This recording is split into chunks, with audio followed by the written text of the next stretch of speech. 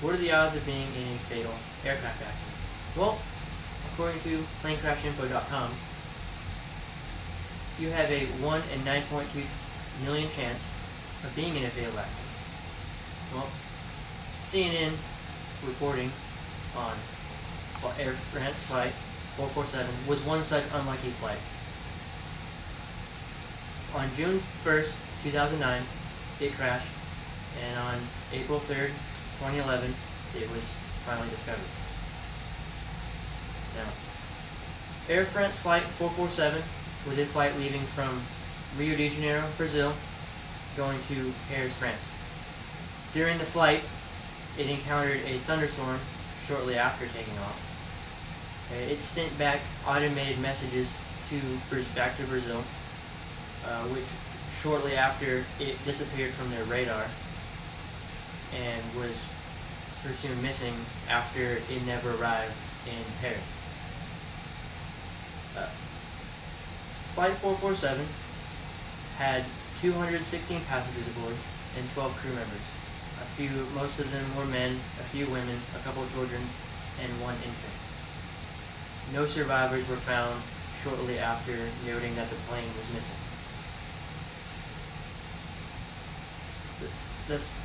The rescue that ensued a day or so after, they found the debris to be about 700 miles off the coast of Brazil. That's about a 3 to 4 day boat trip to get to it.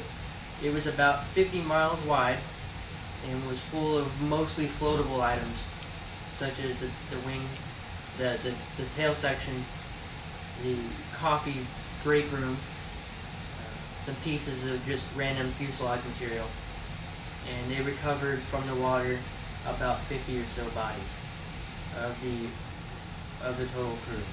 The rest were presumed missing as they could not find the rest of the plane. On their fourth attempt, after 3 attempts of not being able to find the aircraft or the rest of the missing passengers, they hired Woods Hole Oceanographic Institute. These are the same individuals who back in September 1st, 1985, discovered RMS Titanic. They were hired on by the French government and the Brazilian Navy to come and locate the missing aircraft, as they could not.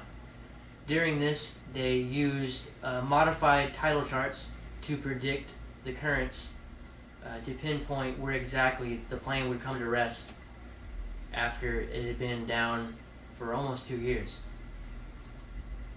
In order to do this, they used tiny robots use sonar to bump the bottom to basically give them a picture of what the undersea looks like, sort of like a fisherman uses when he's looking for as a fish finder. Once these images were sent back in graphic form, they would send down other robots to kind of investigate different sightings that they had. Soon they got a good hit and discovered the actual wreck of the plane in an undisclosed location off the coast in about 2.5 mile deep water. That's about 13,200 feet or so in very rugged terrain, very, very messy. What they discovered down there was pieces of the aircraft, such as the engine, landing gear, pieces of the fuselage, which would be body parts, and other things. These are the photos that were released to the public last Tuesday, April 5th, 2011. After these pictures were only these pictures were shown because the fuselage was presumed to still carry the rest of the crew and passengers that were still aboard the aircraft when the aircraft wrecked.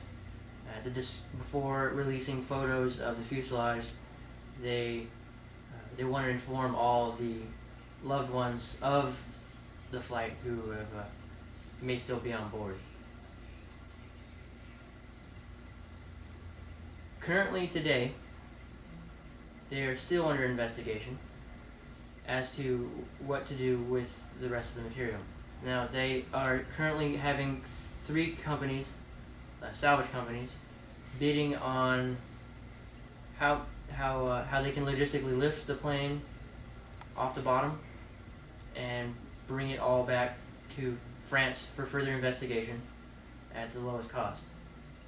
The French government predict that it's going to cost around $7 million US to raise the wreck, and it'll take anywhere from about 3 weeks to a month to complete the task.